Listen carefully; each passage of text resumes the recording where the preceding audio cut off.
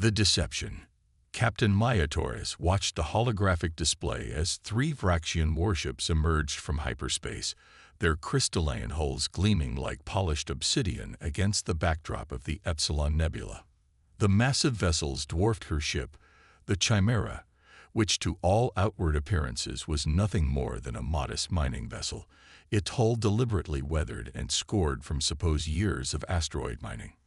"Status of our sensor mask?" Torres asked, her dark eyes fixed on the approaching vessels. Lieutenant Sarah Chen responded from her station, fingers dancing across the haptic interface. "Holding steady, Captain. As far as they can tell, we're just a worn-out Class C mining ship with barely functioning shields and a cargo hold full of raw titanium." The bridge of the Chimera was deliberately austere, its surfaces dulled and its lighting kept low. Nothing about it suggested that this was actually the most advanced vessel ever produced by the United Earth Fleet. Every scratch, every dent, every seemingly failing system was part of an elaborate deception years in the making. The Vraxians had dominated this sector for centuries, their technological superiority allowing them to treat other species as little more than amusing primitives. They particularly enjoyed harvesting cargo from human ships, considering it their right as the more advanced civilization. "They're scanning us," Chen reported, a slight smile playing at the corners of her mouth. "Their energy signatures are exactly what intelligence predicted. The Vraxians haven't updated their scanning protocols in over 50 years. Torres nodded, satisfaction hidden beneath her stern expression. "Broadcast the standard distress signal. Let's play our part." The automated distress beacon activated, its message deliberately garbled and weak.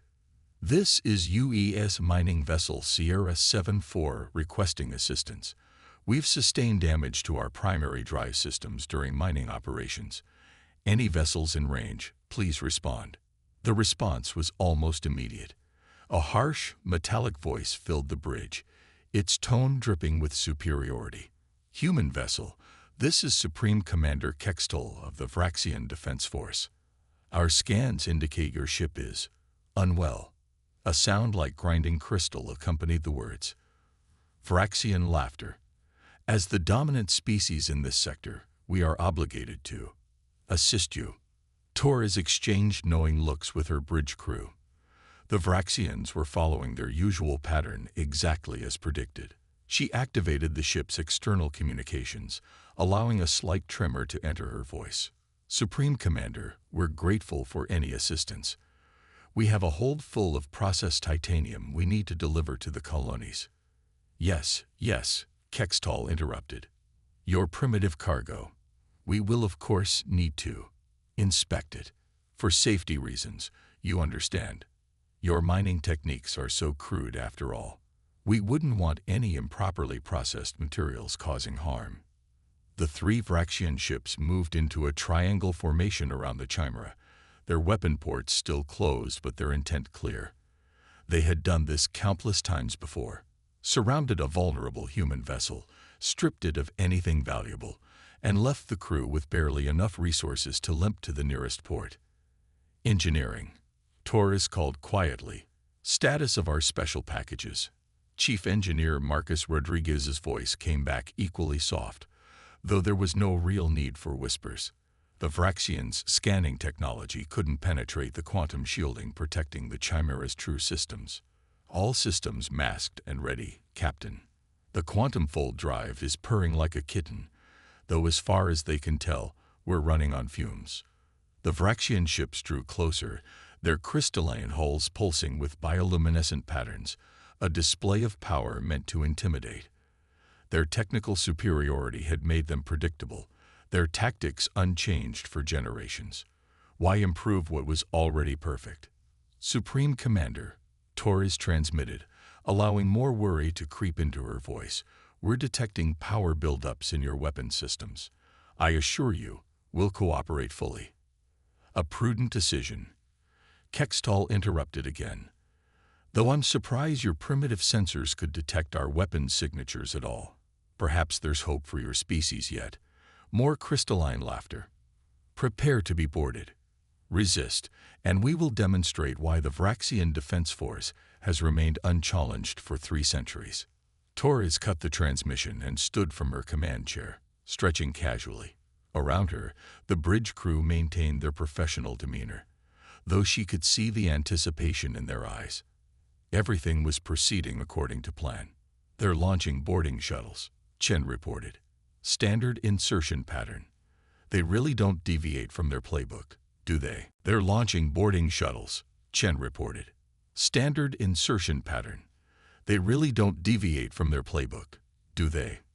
"Why should they?" Torres replied, allowing herself a small smile. "No one has ever given them a reason to change." She opened a shipwide channel. "All hands, prepare for Phase 1. Remember your training. Remember what we're fighting for. The Vraxians are about to learn that looking primitive isn't the same as being primitive." As the boarding shuttles approached, their crystalline forms glittering like deadly jewels, the crew of the Chimera waited patiently. Beneath the ship's battered exterior, systems unlike anything the Vraxians had ever encountered hummed to life. The hunters were about to discover they had cornered something far more dangerous than simple prey. "Let them board," Torres ordered, her voice calm and assured. "Let them think they have us exactly where they want us. Then we'll show them why humanity has survived every attempt to keep us down." She settled back into her command chair, watching the approaching shuttles. "It's time to teach the Vraxians that technology isn't everything. It's how you use it that counts." Hidden strengths. The Vraxian boarding shuttles docked with practiced precision against the Chimera's hull. Through the ship's internal sensors, Captain Torres watched the crystalline armored figures emerge, their movements confident and unhurried. They had no reason to rush. In their experience, human vessels were defenseless once boarded. "They're following standard harvesting protocols," Lieutenant Chen reported, monitoring the boarding party's movements. 2 teams heading for engineering, 1 for the bridge, and 2 for the cargo holds. She paused, checking another reading. "They're not even bothering to mask their communications. They're discussing how much they'll get for our primitive titanium shipment." Torres allowed herself a small smile. "Let's give them the tour they're expecting. Execute Protocol Mirage." Throughout the ship, carefully prepared holograms activated. The Vraxians would find exactly what they anticipated: outdated human technology, crew members cowering in designated safe zones, and holds full of raw materials. Every detail had been crafted to reinforce their preconceptions. Engineering team approaching the first checkpoint, Rodriguez reported from his hidden command center. The chief engineer's voice carried a note of anticipation. "You should see their sensor readings, Captain. They're barely giving our systems a second glance. One of them just called our fusion reactor quaint." The bridge crew maintained their positions as heavy footsteps approached their location. The Vraxians' crystalline armor clicked against the deck plating, a sound designed to intimidate. The bridge doors slid open with a deliberately sluggish movement, revealing 5 towering figures. Their leader stepped forward, his armor shifting colors in a display of authority. "Captain Torres," he said, his translator giving his voice a metallic echo. "I am Sub-Commander Vexran. By order of Supreme Commander Kextal, this vessel is now under Vraxian protection." His helmet turned slightly, taking in the bridge's apparently primitive design. "Though I must say, it hardly seems worth the effort." Torres stood, playing her role perfectly. "We appreciate your assistance, Sub-Commander. As I said, we'll cooperate fully." "How refreshing," Vexran replied. "Most human captains waste time protesting about rights and sovereignty. At least you understand your place." He moved to the command chair, running a crystalline finger along its worn surface. "Though I must ask, how does your species expect to advance when you cling to such outdated technology?" Before Torres could respond, Chen's console emitted a series of authentic-sounding alarms. "Captain," she reported, real concern mixing with her acted performance, "the power fluctuations are getting worse. We're losing containment on decks 3 through 5. Vexran made a dismissive gesture, typical human engineering. Your attempts at maintaining fusion technology are almost amusing." He turned to his team. "Secure their systems before they manage to blow themselves up. That would be a wasteful end to our salvage operation." Deep within the Chimera's true engineering section, Rodriguez watched the Vraxian teams through quantum-shielded sensors. "They're exactly where we want them, Captain. Their overconfidence is actually impressive. They haven't even noticed that their detailed scans aren't penetrating past our first layer of deception." The Vraxian boarding teams moved through the ship with casual efficiency, cataloging what they assumed would be their latest easy conquest. In the cargo holds, they found exactly what they expected: containers of raw titanium, processed using primitive human methods. Their scans showed nothing unusual about the metal, because they weren't looking for anything unusual. They had no reason to suspect that each ingot contained a quantum-encrypted signature, allowing Earthfleet to track every piece of harvested material to its final destination.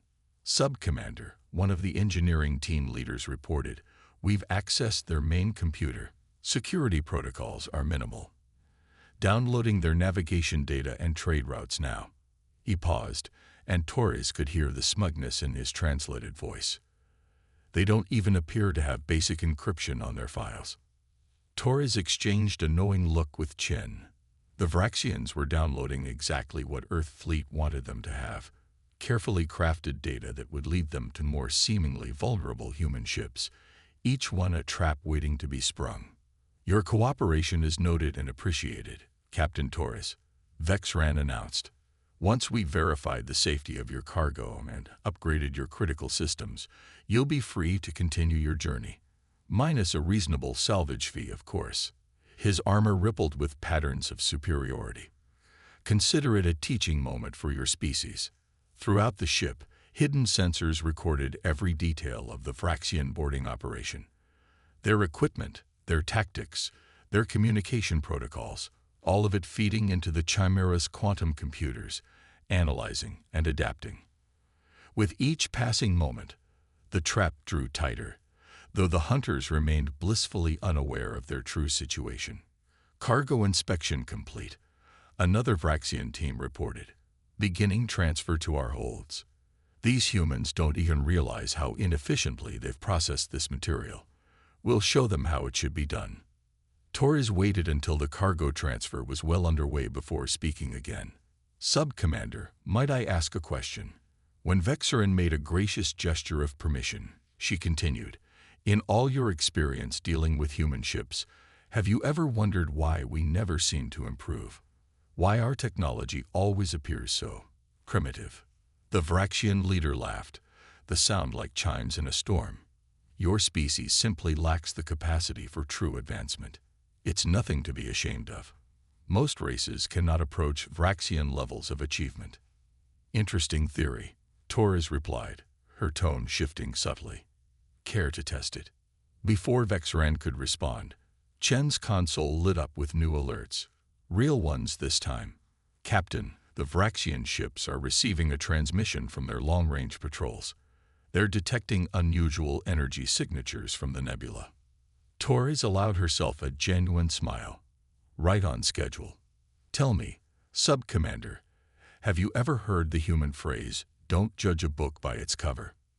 The trap was ready to spring, and the Vraxians had no idea they were about to learn a costly lesson about underestimating humanity's capacity for innovation. The turn. Sub-Commander Vexran's crystalline armor shifted from smug violet to confused amber as new alarms blared across his tactical display. "What is this?" he demanded, turning to his security team. "Our ships are detecting energy signatures that should—" He stopped mid-sentence as the bridge's lighting suddenly changed, the dim illumination giving way to crisp, bright light that revealed previously hidden control panels and holographic interfaces. "Fascinating, isn't it?"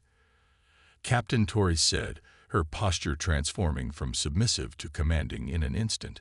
"How much you can hide when someone isn't really looking." She tapped her command chair's arm, and hidden quantum processors hummed to life.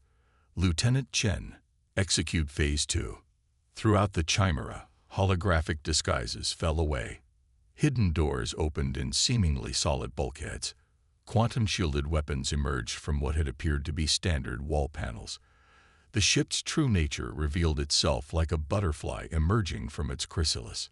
"Impossible," Vexren breathed, his translator barely catching the word. "Our scans showed." "Your scans showed exactly what we wanted them to show," Torres interrupted. "You've spent so long believing in your technological superiority that you never considered someone might use that belief against you." In engineering, Chief Rodriguez's voice came through with barely contained excitement. "Quantum fold drive online, Captain. The Vraxian's cargo shuttles are still docked and transferring our primitive titanium. Their ships are maintaining standard formation, just like we predicted." The Vraxian boarding teams found themselves suddenly cut off from their ships by quantum phase barriers that seemed to materialize from nowhere. Their weapons, designed to overwhelm standard human defenses, had no effect on the advanced shielding technology. "You're bluffing," Vexren declared, though his armor's color patterns betrayed his uncertainty. "This is some kind of primitive holographic trick. No human vessel could possess such technology without us knowing about it." Torres smiled. "That's exactly what we were counting on. You see, Sub-Commander, while you've spent centuries believing yourselves perfect, humanity has been studying, adapting, and preparing. Every ship you've harvested, every technology you've dismissed as primitive, they've all been teaching us about you." On the main view screen, the 3 Vraxian warships finally began to react to the changing situation. Their crystalline hulls pulsed with combat patterns, weapon ports opening as they prepared to destroy what they now recognized as a threat. "They're charging weapons," Chen reported calmly.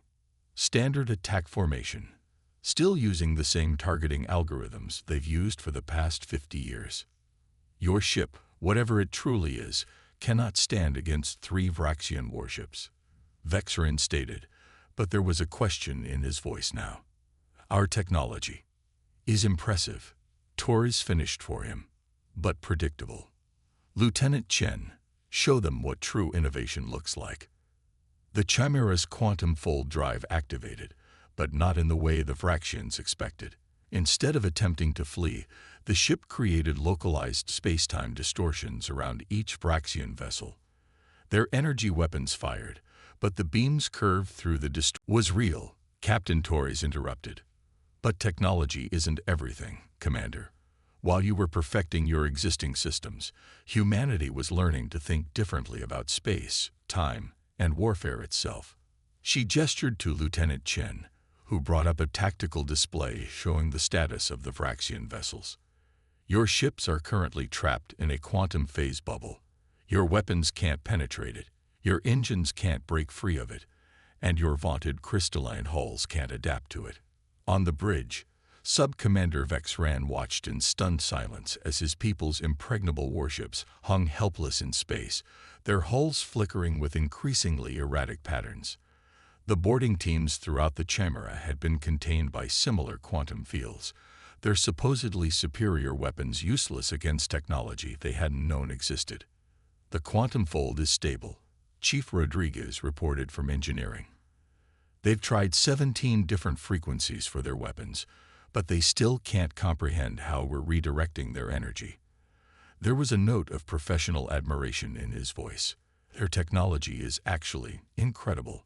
It's just that they never imagined having to use it defensively." Torres turned to Vexren. "Would you like to know what fascinates me most about Vraxian technology, Sub-Commander?" When he didn't respond, she continued, "It's perfect. Absolutely perfect. Every system, every crystal, every energy frequency, all of it refined over centuries to be exactly what it needs to be. And that's precisely why you're losing this battle." "You speak in riddles," Vexren said, his translator struggling to convey his confusion. "Perfection is the goal of all technological advancement. We achieved it, and that's where you went wrong," Torres replied. "Perfection is a dead end. When you believe you've achieved it, you stop looking for alternatives. You stop innovating. You stop adapting." She walked to the tactical display, pointing to the trapped Vraxian ships. Look at your vessels, the most powerful warships ever created, brought low not by superior firepower, but by an approach to space combat you never considered possible. On the screen, Kextol's armor shifted to a deep blue of resignation. What are your terms, Captain Torres? First, you're going to stop harvesting from human ships. Torres stated firmly. Every piece of cargo you've stolen had a quantum signature embedded in it. We know exactly where it all went, who profited from it, and how it was used. She allowed herself a small smile. Consider how many of your superior systems might have been built with materials we wanted you to have. The implications hit both Vraxian commanders simultaneously. Their armor patterns shifted to a sickly green as they realized how deeply they had been manipulated by a species they had dismissed as primitive. Second, Torres continued, you're going to acknowledge humanity as equals. No more treating us as amusing primitives. No more assumptions of superiority. We've proven we can defeat your best ships. Do you really want to find out what else we've been developing while you weren't paying attention? Chen's console beeped with new information. Captain, I'm detecting power fluctuations in their secondary systems. I think they're trying to reroute energy through their auxiliary crystals. Let them try, Torres said calmly. Every adaptation they attempt teaches us more about how their technology works. She turned back to Kextol. That's the difference between us, Commander. While you were content with perfection, we embraced imperfection. We never stopped learning, never stopped questioning, never stopped looking for new ways to solve old problems. The Vraxian ship's attempts to break free became more desperate, their crystalline hulls resonating with frequencies designed to shatter any known containment field. But the Chimera's quantum phase technology didn't operate on principles they understood.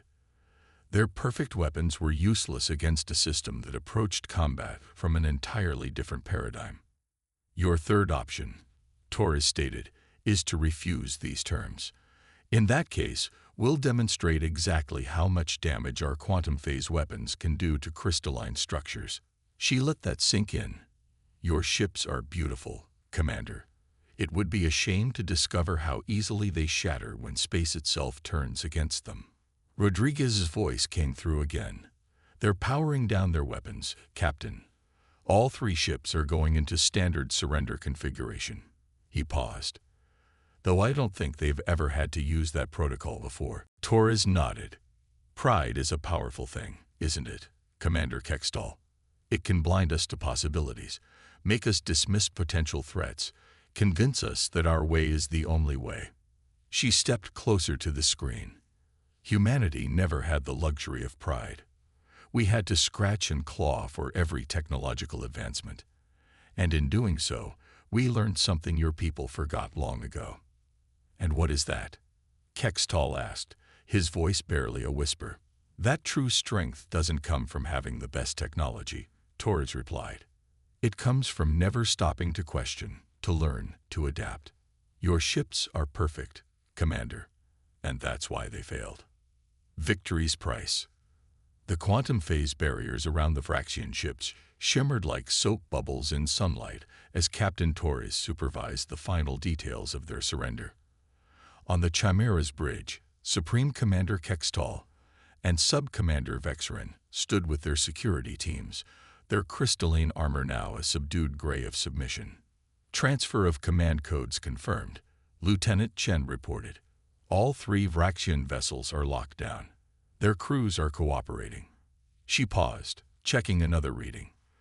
Though I'm detecting some interesting communications between their ships and their home territory. Torres nodded.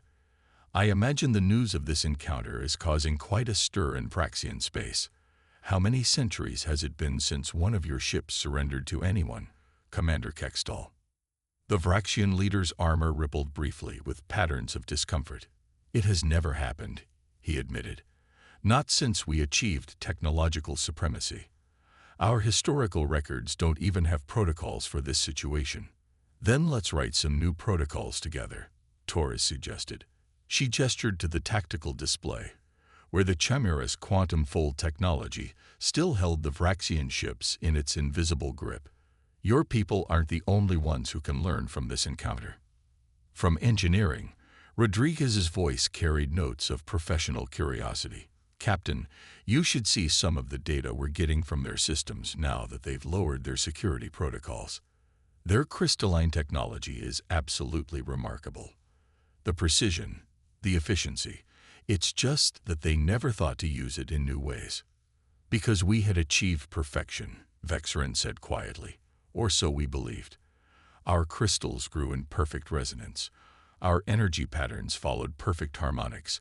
Our weapons delivered perfect destruction. His armor shifted to a deep blue of revelation.